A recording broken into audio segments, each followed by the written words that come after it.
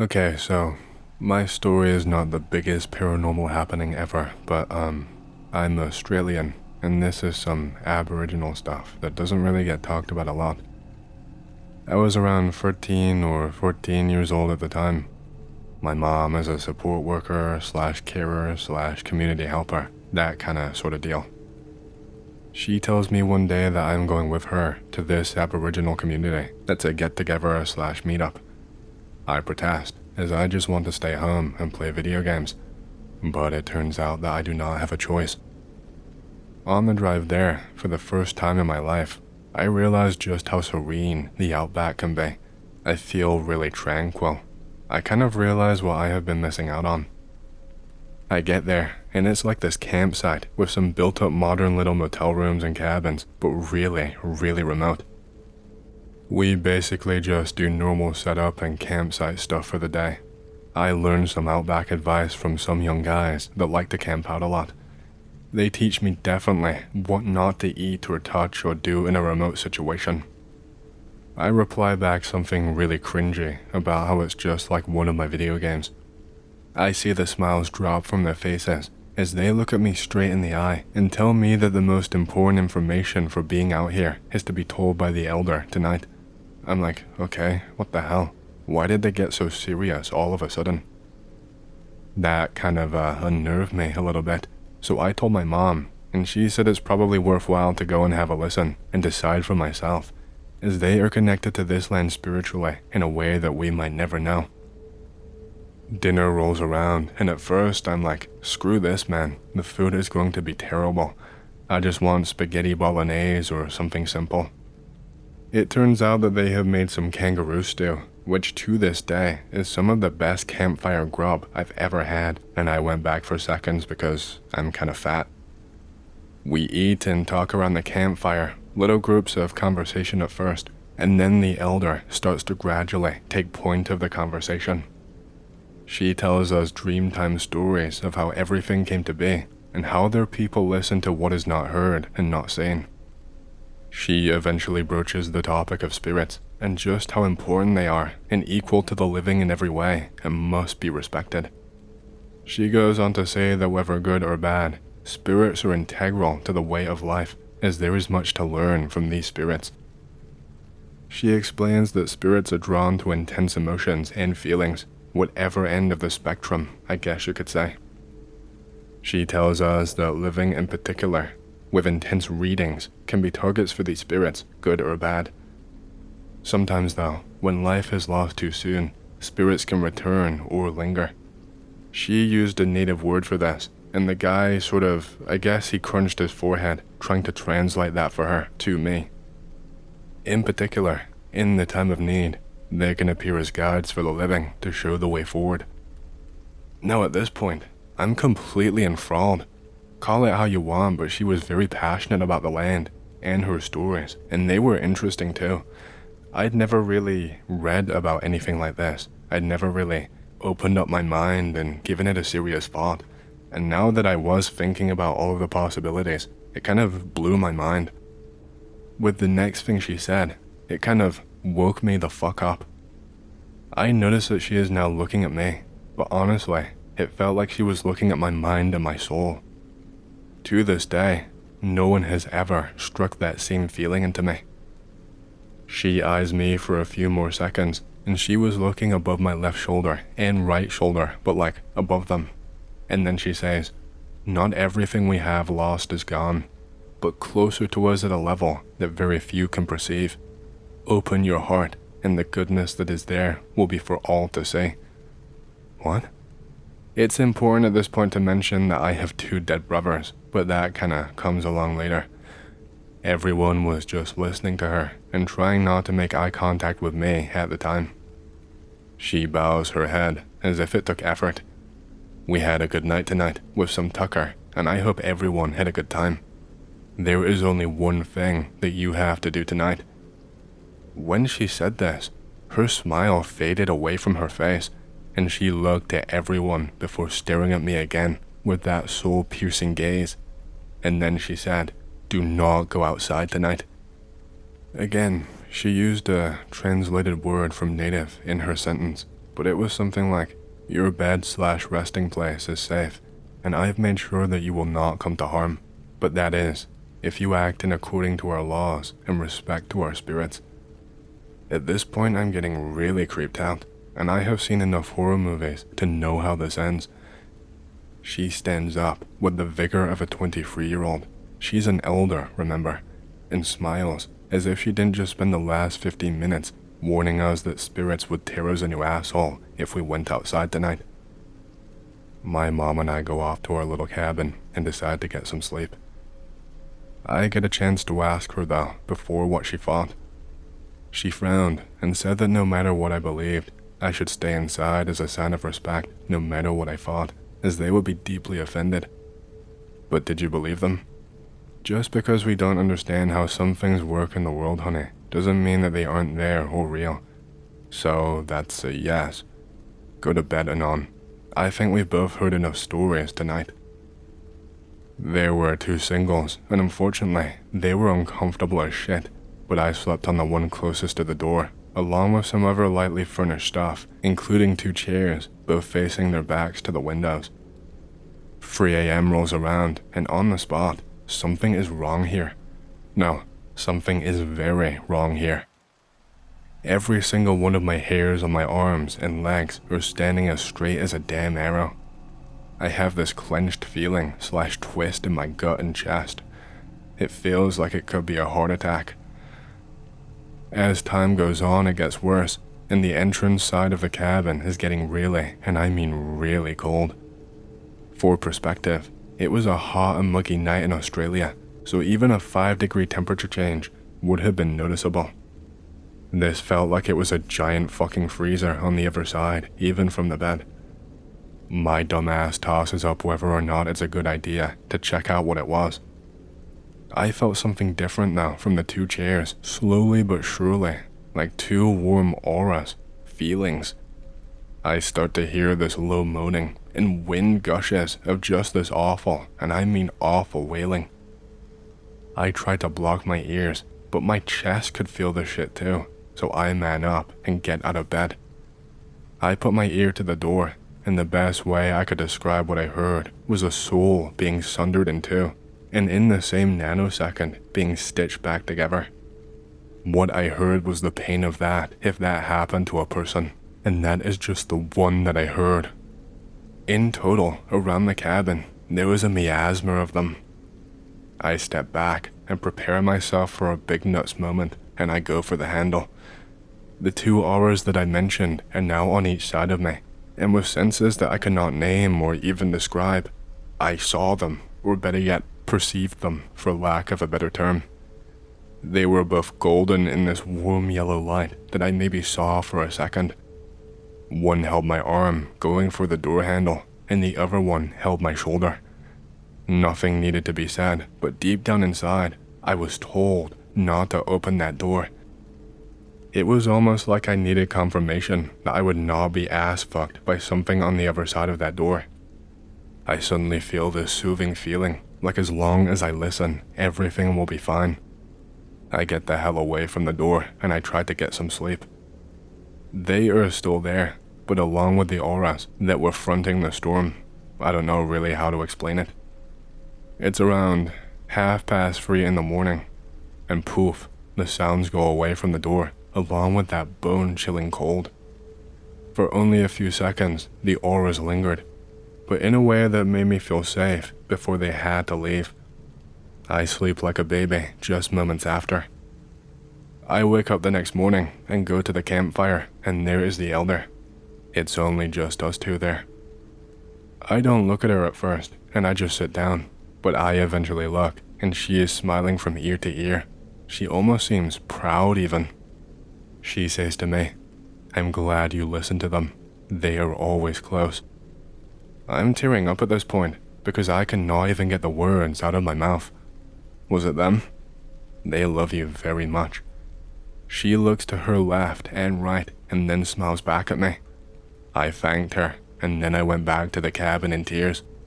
I told my mom years later, and she just smiled and didn't say a word. So, I guess my dead brothers saved me as spirit forms from getting fucked up by aboriginal ghosts. Okay, so I've got a bit of a creepy experience to share. This happened to me when I was maybe 7 years old. I don't know. It's one of my earliest clear memories. I was playing in the woods down the street from my house with some buddies. We found a treehouse. It's not really a treehouse since it's not actually in a tree, but it looked like one, so that's what we called it. The door is locked. The windows are all foggy. I cannot see inside. There were these creepy pictures drawn on the windows. One of them I remember was some fat drooling worm thing. We usually stayed away from the treehouse, but we played in those woods all the time. Lots of scary stuff happened over the years. Anyway, a few years later, a hurricane hit. Isabel, I think it was. I don't know. It hit Maryland in like 2003 or 2004. I go in the woods with my buddies when the storm is finally over. The treehouse is now destroyed, so of course, we go and check it out. We wondered for years and years what was in there, but we were much too scared to ever break in. We find all of these jars with what looked like intestines and all kinds of nasty things inside. That really creeped us out, so we all went home. We came back the next day, and all of it was gone. There was not even a trace of the treehouse anymore. That's not all, don't worry. I have another story from my old neighborhood. I was about 16 years old at this point. I was wandering around the woods with a couple of friends and my cousins. We decided to explore a part of the neighborhood that we had never been to before. On the way there, we meet up with a couple of other friends who also have their cousins with them. We find this very old, abandoned schoolhouse in the woods. It seems like it's about to collapse. Funnily enough, it's actually still standing to this day. I don't know how. There were 11 of us out in those woods. I knew this because I counted. It was always like a paranoid kind of thing that I kind of felt compelled to do. I had to make sure I knew exactly how many, just in case something happened later on. In case there was an accident or someone got left behind or something like that. Which could easily happen since not all of us knew each other. I did this quite often when exploring the woods, exploring it with new people. We screw around in there for a while. We noticed all these strange satanic-like symbols on the walls. We figured it was just a bunch of punk emo kids who thought it was cool to draw pentagrams and stuff like that. We decide to leave, but before we do, I count everyone again, just to make sure that no one has wandered off and gotten lost. There are only 10 of us. I look around and notice that everyone that I brought is there. I tell my friend that someone is missing. He says that all of his cousins are there. There was no one else. We all sit there, looking around at each other for a moment before we realize that something really weird is going on. We all get the hell out of there and go back to my house and stay there for the rest of the day. I swear, I counted 11 people when we got to that schoolhouse.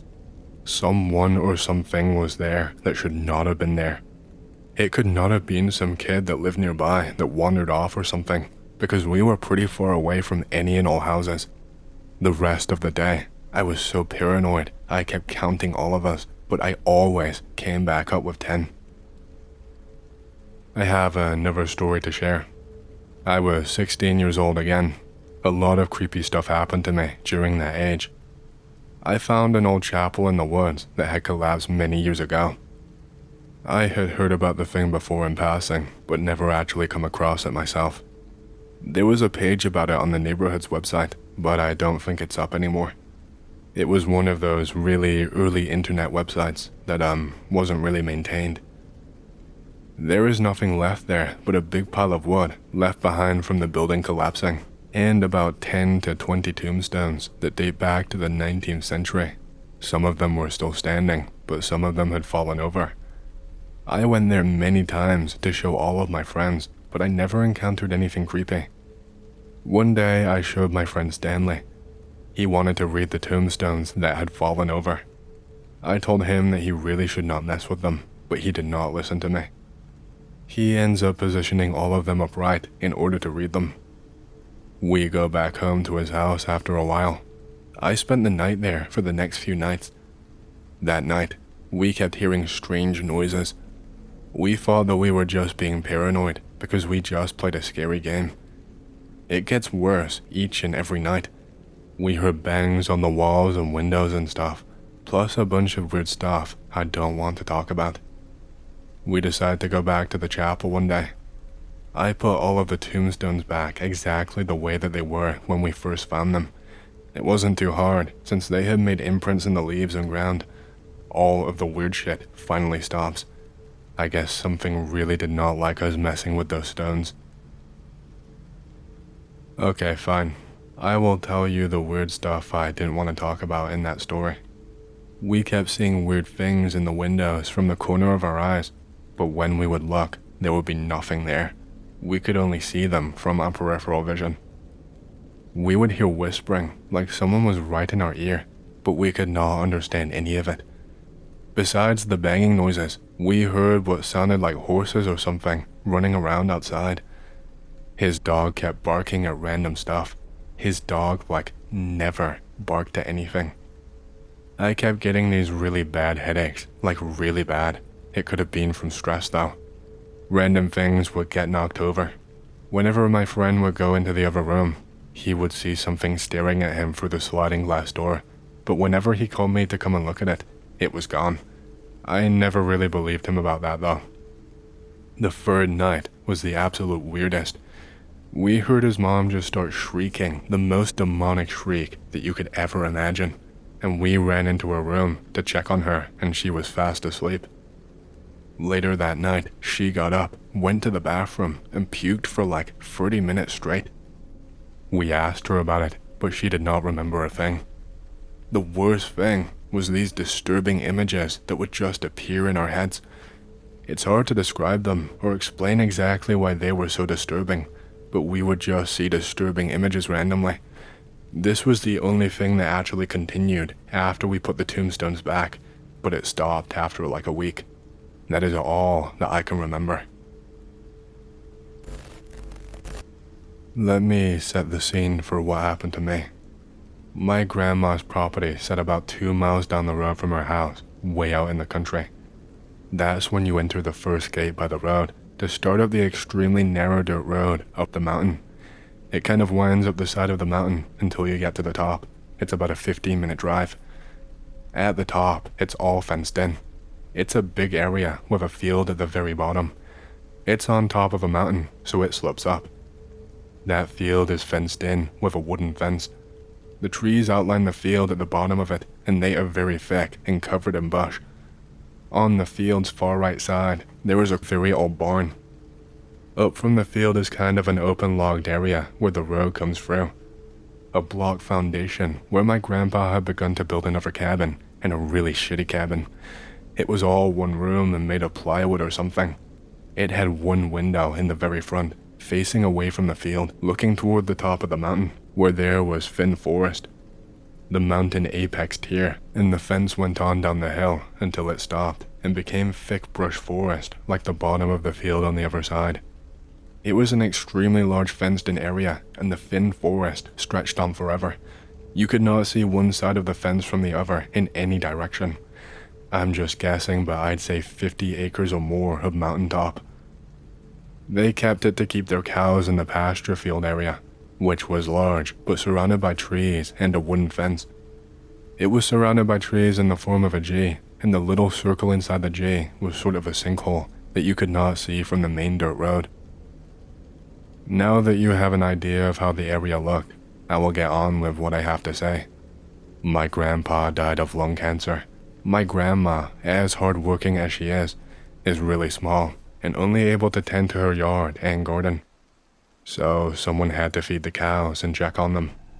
I usually drove down after work, checked on her, and then drove up there, grabbed some feed from the barn, and fed the cows. One night, I got off work a little late, and it was getting dark, so I drove straight up to the mountain. When I got to the top to get out and opened the gate into the area, I heard a cow mooing really loudly. I didn't really think anything of it, since they usually did this, but this was really loud, probably twice as loud, and sounded really off. When I pulled up to the pasture, The cows were nowhere to be seen, which was weird because they usually came hauling ass when they heard me coming. I put the feed in the trough and hollered for them, but they did not come. I figured they were just in the non-visible area of the field. Remember the G-shape, but I had to go and check on them. I went to my truck and grabbed the flashlight since it was getting dark and it was a large field. As I walked down to where I thought they were, I kept hearing that loud moo that sounded weird coming from different directions, but it did not deter my path since I was sure that they were in that part of the field. I rounded the corner and down in the sinkhole, they were all standing there, quite huddled up, close together.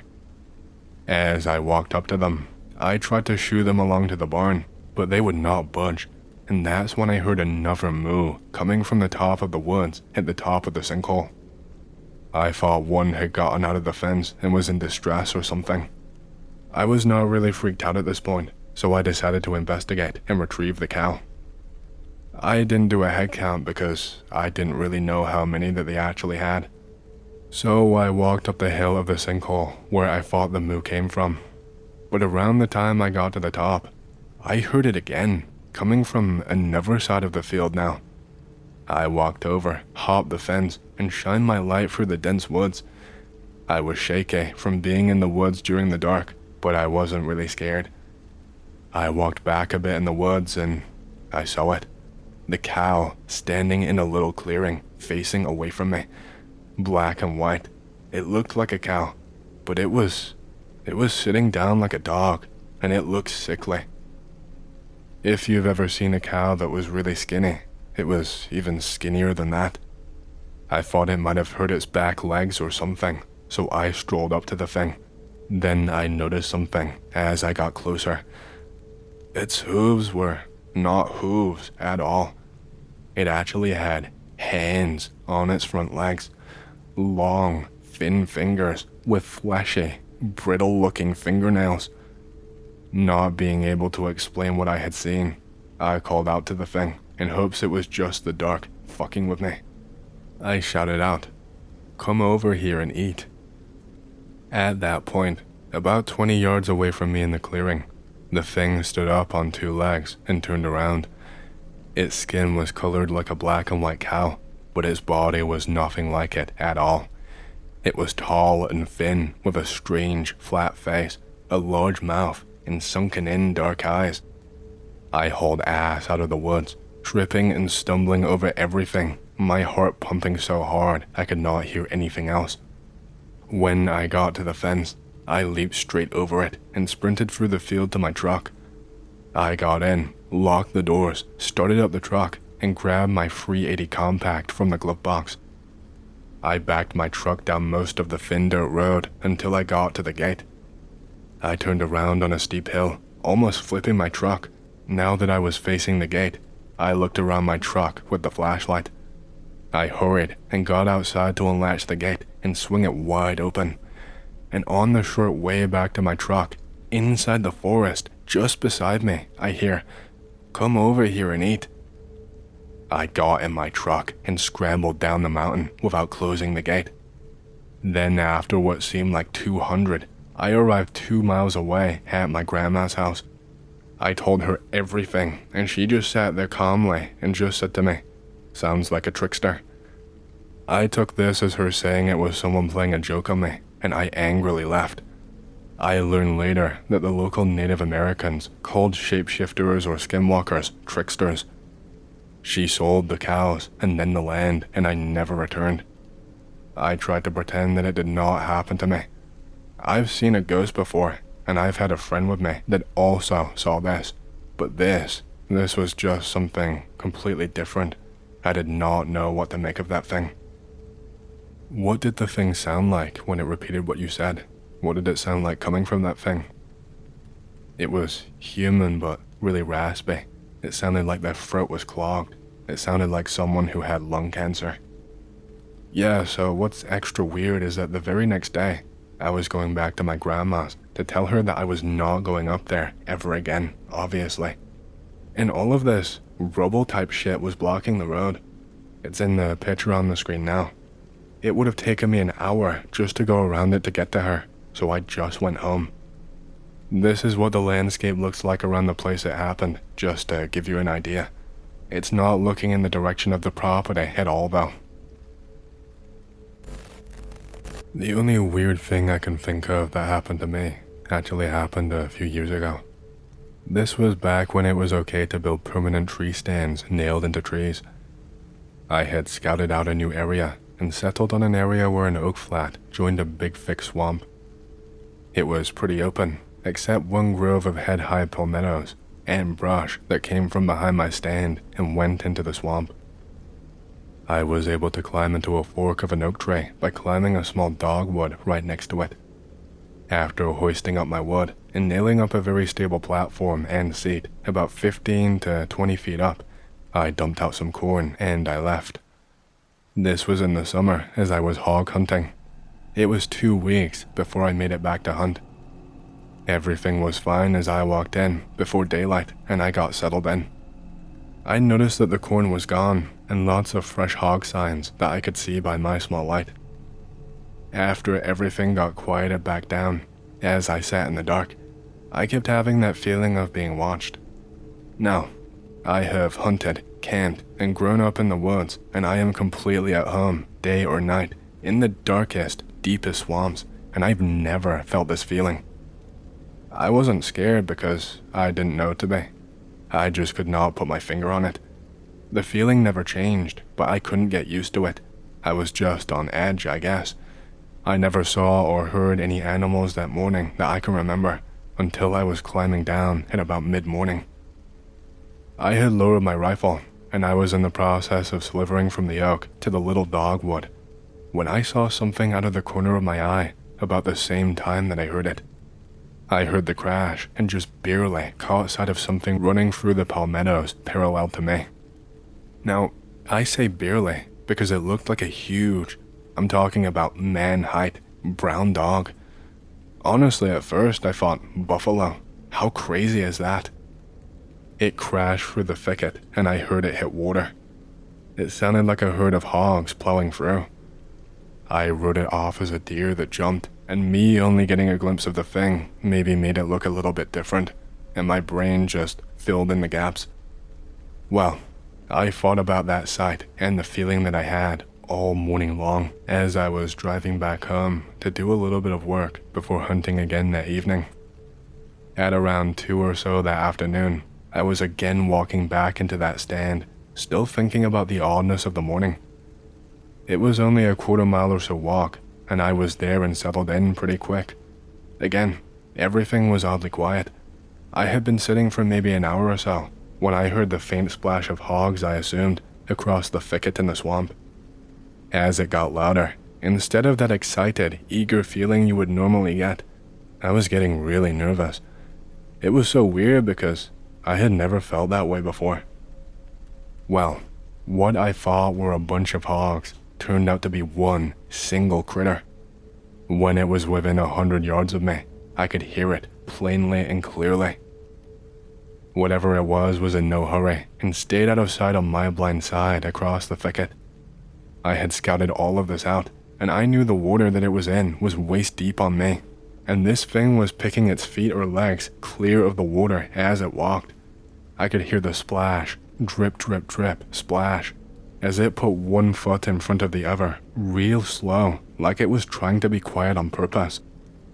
I thought it might actually be another person, until I thought about how deep that water was. I would never point a gun at a noise or anything I was not planning to kill dead, but as the noise got louder and got to the edge of the thicket, I was looking down the barrel. I was still on safety and finger off the trigger, but still, you gotta know me to know how serious this must have been for me to react like this just on instinct. I was actually shaking. Well, it got to the edge of the water with about 40 yards of thicket before the open ground between us. It crashed about 10 or 15 yards and then went quiet. Deathly quiet. I'm talking no sound at all. Nothing all around us. Frogs, crickets, birds, nothing. I might have imagined it, but I thought I could hear something every now and then, like it was slipping in on me. It was getting dark by then, and to say I was shaken would be an understatement. I never saw or heard anything else that evening, but I walked out backwards right before dark. I was so put off by it, I had forgotten my bag hanging on a nail in the stand. I only realized that while I was driving home. I was, of course, made fun of when I told my grandpa about it. If all of that was not bad enough, here is the crazy part that most folks do not believe. It was 2 days later before I got the nerve to go back after my bag. I carried a shotgun this time, as I felt much more secure with it, though I doubt I could have hit anything at this point. It was an old rabbit ear, and I kept my thumb on the hammer the whole walk in, and of course, I went at midday. I kept my eyes peeled as I slipped in toward my stand. Like I said, it was pretty open except the thicket, which would be on the other side of my stand from where I was coming in. I got about 45 yards or so away from my stand and glanced upwards. It was gone. I don't remember seeing it piled on the ground below, but it was not in the tree. I could see white all around, where it was like the bark had been scratched and clawed all to hell, and my bag was still hanging on that nail. I never looked back, and to this day, I have not been back to that swamp. A few years after my little incident, it was all clear cut, and part of the swamp was filled in. There are houses there now. I have told a few people about this, but usually I have to drink a few to open up. Only one person has ever believed me. He also hunted that general area before, and I think he might have had a run-in with something as well.